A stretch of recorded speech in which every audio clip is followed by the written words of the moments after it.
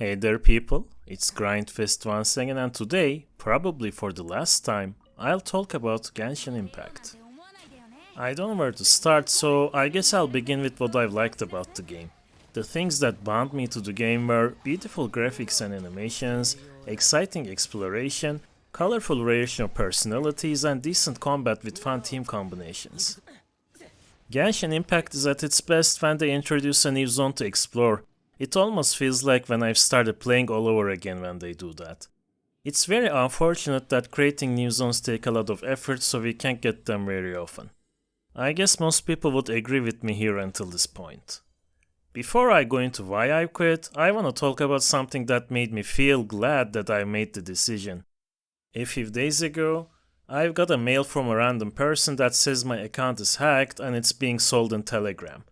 Now, there is no proof of this of course, but how could someone know of my email address and the fact that I have an account on this game on that particular address? I've changed my password and thanked the guy because I lose nothing by doing it anyways. My point is, we all heard stories about how people got hacked and how the game's security sucks. Genshin Impact doesn't even have two-factor authentication, which is a simple and effective method companies use to protect their customers' accounts. Now there are rumors saying that two-factor authentication is coming, but even if the rumors are true, I think it's a bit late for the people who got screwed over. A lot of people invest a lot of money into this game. I think the security should have been better from the beginning. And about why I quit, well, I guess the burnout started with the Lantern events. Little to no voice acting, quests unlocking slowly over time, and most quests involving boring NPCs and running errands. Most quests dragging you from place to place for a measly 30 Primogems. I mean, that's not even a quarter of a single pull. After grinding through these events along with the stuff that repeat every day, the game starts to feel like a hamster wheel. I've also begun to understand that farming Primogems is the only thing that kept me going all this time because there isn't much else to do after completing the story. There isn't much to do in the endgame other than doing dailies, events and abyss farming, all for Primogems in the end. Having nearly nothing to do with your friends also sucks. Of course, some could say that I shouldn't see these things as a grind, but that's very hard to do with how MiHoYo is trying to make you log in every day and repeat certain actions.